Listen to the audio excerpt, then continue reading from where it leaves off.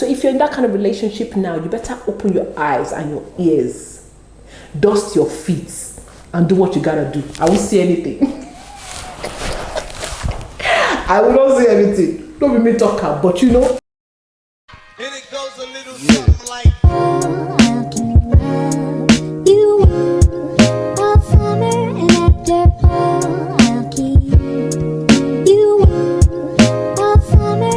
Hey guys, welcome back to my channel. My name is Renee, as you already know that. And if this is your first time seeing this gorgeous face, thank you so much for being here.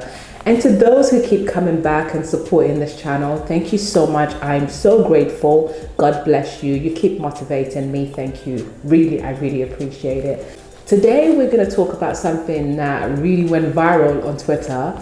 And that kind of just got me thinking how a lot of things that I know, that I think everyone else knows, is obviously not something that is common knowledge. I wanted to talk about it because it's something that's really dear to my heart. So if you didn't know before, I used to be married and I got divorced, and it was a changing point in my life. It was a very, very important part of my life because it taught me a lot of lessons that I did not even realize that I was learning until I came out of it. So getting a divorce was very hard for me because I thought that marriage was something that you're supposed to stick to no matter what. I did not have, the knowledge that I have now about marriage and relationships. Honestly, I'm not gonna lie, when I went into the marriage, I really just wanted to get married. It wasn't just about love or the fact that I had an amazing partner. It was also because I was at that age and the pressure was all over the place, and I really, really wanted to get married. Honestly, I was desperate to get married. And I think my partner knew that as well because he was also desperate to get married. He wanted someone who was kind, and he was willing to let go of all the other things that were important to him, which is the same thing that I did. And when that happens, you end up with somebody who's not compatible with you. And that's why every time when I talk about my marriage, I always tell people that we were both amazing people, amazing human beings to one another, but we were just the worst partners to one another. And the reason is simple. We were just not meant to be together. So no matter what we did or how we tried, we just weren't meant to be together. Again, I thank you for being here. But when you subscribe to my channel and you like and you comment, you also encourage me, and you also tell to YouTube that you want me to be here. So please, before we start, can you please subscribe to this channel. I'm not going to call myself a failure because marriage is something that you try your best, and if it doesn't work out, it doesn't make you less of a human being. I did try, I put my all into it, but I didn't have enough information before I went in, and that's why I want to give that to you, and hopefully you listen. I think that marriage is not a do or die affair. I think that if you do try your best and you put your all in and you genuinely want it to work and you do try to make it work and it doesn't work, then it means that it's not meant to be. The fact that we're told that if marriage doesn't work for us, then we're less, or that we didn't try, or that we failed and we are useless, is wrong to me. I'm going to give you a few tips that I learned being married and going through a divorce and a separation as well. Number one, choosing a partner is something that is very important. Unless you're just looking for someone to have children with and to just cohabit with, if you're looking for someone to spend the rest of your life with, someone that you can love and can love you back and be there for you whenever anything could happen, you need to be sure of the partner that you're choosing. Can I just say that it is impossible to know people entirely, but there are core values that you should know during the dating time that just informs your decision and should tell you if that person is the kind of person that you want to get married to.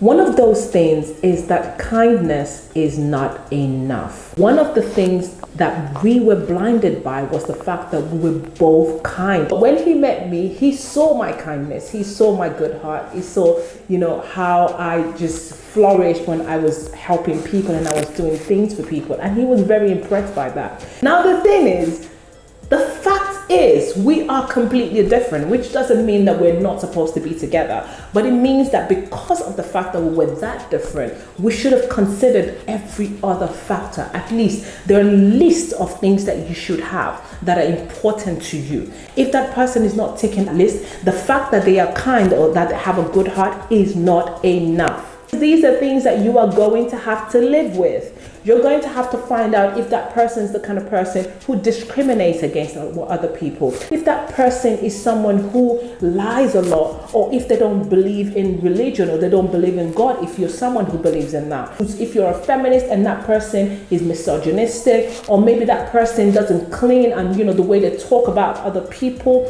the way they talk to their staff, all of these things are important. Let all of those things, even if it's not in writing, let it be in your head. These are things that are important to me. So kindness is not enough to help you live through marriage. I can tell you that for free. Number 2, if age is the reason why you are desperate to get married, then my darling, the same way you rush into that marriage is the same way you're going to rush out. The same people who are nagging you and telling you that you're getting older are not going to be there when you're crying. Imagine being in a marriage where you're unhappy, not just because you know that you're not in the right place, but because you are so unhappy that you cannot talk to anybody about it. Every time you talk to people, especially when it's not physical abuse, they don't understand what you're talking about. Imagine I tell you that, oh, my husband doesn't cuddle me enough. You'd look at me like, look at this mumu. But it's important to me. So you have to understand that age is not something that you use as a factor to get married, because when you do that, then it means that you are going to take anything that happens in that marriage. You are going to be so desperate that you're going to do anything to get into the marriage.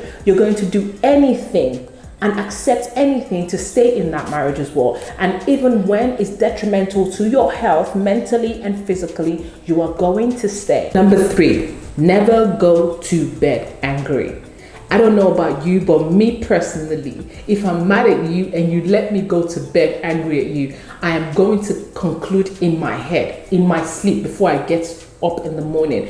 In fact, if I'm angry and you don't maybe talk to me about it, or try to make things better, and you let me soothe myself, that is where resentments come in. That is where it starts. You need to talk to your partner about things that they have done to you, even if it's something that you've done to them. Make sure that that night before you go to bed, you speak to your partner, you talk to them, you hash things out. Even if you can't completely hash it out, just talk.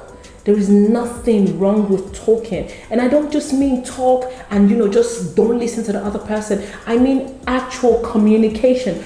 Even if you don't think that their points are valid, just listen. Because this is something that I had to learn the hard way. And let me tell you, and that takes me to number 4. Sometimes you don't even realize that your point of view is not the only point of view in the whole world. Like, it finally dawns on you that, oh my God, what I actually think is right, is the rule, is everything, is not always right. You hear someone else's point of view and you're like, oh, I actually did not even think about it that way. And this is coming from someone like me who is a stubborn goat. You have to put yourself in that person's shoes and realize that sometimes your point of view is not always the right one. So always, at all times, whenever you're having issues, always put yourself in that person's shoes. Try to see it from their perspective. And sometimes, let's not lie, some people's perspective is stupid. Very stupid. But you know what? You should respect and love them enough to still sit back, try to see it from their point of view, and then make a decision from there. Even if you still do not accept, speak to them respectfully. Number 5, darlings, what you say during arguments matter. There are certain things that you just do not say. Don't say things because you're trying to win an argument. Don't say things because you're trying to hurt them. Don't say things because they hurt you and you're trying to hurt them back. Don't say things because you know that if you say that thing, it's going to shut them up. You need to, first of all, sit down and think about what you're saying. If you don't have enough time to say it, to think about it, just tell them to give you a few minutes. Tell them that you need to think about it, or you walk away. And even when you're walking away, do it respectfully, in a way that they do not think that you're trying to shut them up. Let them know that it's because you're so angry that you can't even think straight, that you need time to go and think about it, so that you'd be able to speak to them respectfully. Trust me, it works. That person would thank you later, because they would know that you respected and loved them enough to want to pick your words carefully. But if you do not do that, I can assure you, and I'm telling you this from my point of view, from where I have been, from where I still am, that you are going to say things that you do not mean, and it is going to always fester in your partner's mind. Number 6, you are allowed to have friends. There is nothing, nobody that should be telling you that once you get into a relationship, or once once you get married, or you're about to get married, that you should cut off all your friends, especially the ones that say, oh, don't make friends with single friends anymore. Are you an irresponsible person? Are you the kind of person that can't make your own mind, or that things around you influences you? You know, the things that core values, like cheating on your partner, stealing, all of these things, they are choices. These are not things that you're just influenced by. It is because you actually wanted to do it. If you're getting into marriage and you don't have some sort of income, you're in trouble, unless you are lucky. Unless you are lucky and you have a partner who's got you. But even at that, you have to have something. If you're going to be a full-time wife, make sure they are paying you. Make sure you are getting paid. Being a full-time wife is not easy. It sounds glamorous from the outside, because it sounds like you're just home doing nothing, you're just looking hot all the time. No. Having to pick up after children and your husband and clean up the house and make sure that the staff is doing the right thing. There's petrol, there's diesel, there's this, all of that. Running the house and running the kids' school runs, managing your husband, managing the home, all of those things, it takes a lot of work. Do not think that it doesn't take a lot of work, because it does. My advice is that before you get into any marriage, make sure that you have some sort of income. You have to work. If you're not working, have a business. If you don't have a business, make sure that as you are a full housewife, that you are getting paid something. You need to have something that you just have that is yours. Trust me, because there is no dignity in having to ask your partner for something every single time. And no matter how amazing that person is, sometimes they're going to get fed up, because they're human beings. You too, out of the 500,000 that he's giving you maybe every quarter, take something out, or just save it, or just have that money on the side. You need to have your own income. And if you already work now before you get married, you already have a business, well done. Because it is something that is going to make you feel important when you are in a marriage. In this part of the world, Nigeria, if you don't have money, anything can happen to you at any time. I don't want to be negative, but the truth is, at this point, I have to. So yes, marriage is beautiful. But one of the reasons why you also need to have your own money is because anybody can fuck up at any time, and if they do, you need to be able to stand on your own feet. If you are able to get up and get out and be able to do things for yourself, your life will move ahead quickly. But if not, then you're going to be at everyone's mercy. The reason why a lot of women cannot leave marriages, or men cannot leave marriages, is because of their financial issues.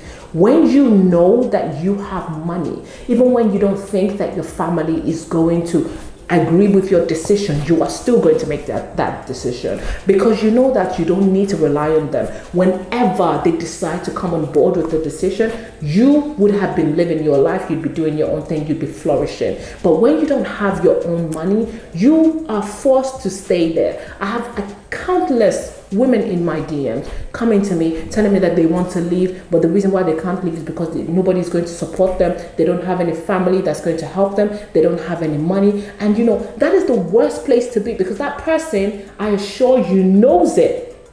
They know that you want to leave, but you have nowhere to go. So they're going to keep taking the piss, and you do not want that. I'm saying this again. I'm not saying that the reason why you should save money is because of, in case of divorce. I'm saying that on one hand, it's a good thing to have your own money in a relationship, in a marriage, so that you can contribute, so that you can have your own money for the things that you want to do for yourself that might help you elevate. Because going back to someone to ask them all the time is not something that every single human being can deal with. Sometimes they're going to get fed up, no matter how many times they tell you that, babe, it's okay, you can keep asking. Trust me, there's dignity in having your own. And then on the other hand, the reason why you should also have money is because of the times when things like this happen. You don't want to be stuck there because you don't have a choice. Imagine someone's manipulating you, they're abusing you physically, emotionally, mentally, and you cannot leave because you don't have any funds. Please, please, please, I am begging you, it is important that you have your own money. Next point, I think this is number 9. Agree on responsibilities before you get married. You need to, and I mean, talk about finances, talk about things that need to be done. I assure you, this might sound like it's not a big deal, but it's the biggest deal ever. You know, when you get married and the person pays the rent, you know, they do everything, blah blah blah, and then somehow one day they're now like, go and buy generator, and you're like, from where to where? Even you self a thief, because you've seen that someone has done everything. Like, why are you shocked that they're asking you to do that? But the truth of the matter is, they have a right to, because you guys never agreed. You never had that agreement. And at the end of the day, if someone feels like they've done so much and they're asking you for something and they know that you've got it, what's the big deal? So that's why I say that you have to have these conversations. You have to talk about it. You have to talk about every single thing. Have the uncomfortable conversations. You see those conversations that you're scared to have? That's conversation that you do not want to talk about. You see those ones where you want to ask, would he let my mom come and stay with us? Would he allow my friends come over? Would I be allowed to go out? Or, honestly, let me just say quickly, I hate the word allow. I hate it, because I'm a human being. There's nothing like allow. I'm a human being. I can make decisions for myself. But anyway, let's move on. I'm not going to stop. That's another. Let me not digress. The feminism in me is coming out. So let me just swallow it back. Okay. Okay. So what was I saying? Or is he a Christian and I'm a Muslim? Are we going to raise our children Christian, or are we going to raise our children Muslims? Do I have to take your name, or can I keep my maiden name? These are questions that you're thinking are not a big deal, but they cause problems in marriages. They really do, because you do not think they are big deals, but they are big deals to someone else. And I assure you, because of the fact that you did not have that conversation, that person is going to use that as something that they are going to use to control you. What are you scared of? What is the worst that is going to happen? It's almost like everyone is scared of being alone, but you shouldn't, because there are billions of people out there, and you're going to find that person. You're going to find your person. Just keep trying. And I'm not asking you to have the wildest expectations, but just stop being so scared to find out if the person that you're dating or you're thinking to get married to is not compatible with you, or doesn't want the things that you want. I'm going to do a bonus one. I wanted to do 10, and I'm going to do a bonus one after this one, because that one is important and I need you to listen carefully. This is number 10. A man who doesn't share when he has little, he's not going to give you when he has plenty. Wallahi, tell anybody that I said that. I've seen it so many times. It's like film trick. I'm telling you. See, if a man can share his 1,000 with you, if he has 1,000 and he says, babe, take 50 naira, wallahi, if that man ticks all your other boxes, marry him. That man is a But out of that 1,000 naira, and he cannot even give you 50 naira, wallahi, when he gets 100 billion, you will not get anything. So if you're in that kind of relationship now, you better open your eyes and your ears, dust your feet, and do what you gotta do. I won't see anything. I will not say anything. Don't be me talker, but I'm telling you, it is for real. Anyone who does not share when they have little with you, when they have a lot, they will not give you. You're still going to be as selfish as ever. Last but not least, Sex is important. Sex is important. Don't dull. Sex is important. It's very, very, very, very, very, very, very, very, very, very, very, very, very, very, very, very, very, very, very important. Wallahi. Sex is important. So don't let anybody lie to you. See, let me tell you something. Even if you can't have sex before marriage, have conversations. Let me tell you why. You know, when you and your partner are talking and you just say something like, oh, I like men licking my ears. And you say, ew, ah. Just hold that in one place, be ah. Or more, be like, say, this one, not compatible with me, but don't make a decision yet. Another time, tell him another thing that you like, oh, I like men eating me from the back. And he says, ew, ah, no, that's disgusting. Yeah, somewhere that you're pissing and shitting from. Ah, that's another one. You just hold that one to or more. Be like, say, this guy, the things where I like, the things that, makes me very, very jolly and, very, very sexy. It's not going to do it for me. Hold that one too. Then third one, you now say, I like kissing, I like kissing for hours, like I can kiss, and be like, ew, now stop. For what? If we're having sex, we kiss. Which one is just normal day? We just be kissing and be number 3, strike 3. What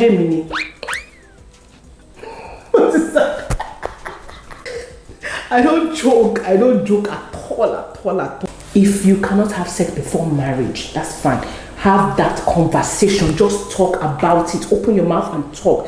If that person is not compatible, you can tell them that, I like these things. If they're not willing to try, or more, I don't know what you're doing there. Unless you're desperate, you don't have a choice, or you just want to get married for the sake of getting married, then go ahead. But if you want a lasting marriage, like the ones that I've seen around me, these are things that I've learned from them, and they've told me that they have this conversation and they tell them. And I love talking to people about marriage because it's something that was so significant in my life. People have no idea. Finding myself in my marriage was one of the best and the worst times of my life. It made me the woman that I am today. I may not be perfect, but I am an amazing person, and I am a better partner to people that I date. There are a lot of lessons that I've learned that I'm still using till now to help me be a better person and a better partner. I'm going to make this a series, so whenever you see this series about marriage, just know that you're about to get some good gems. Thank you so much for watching, my guys. Till next week, have a wonderful day. Bye.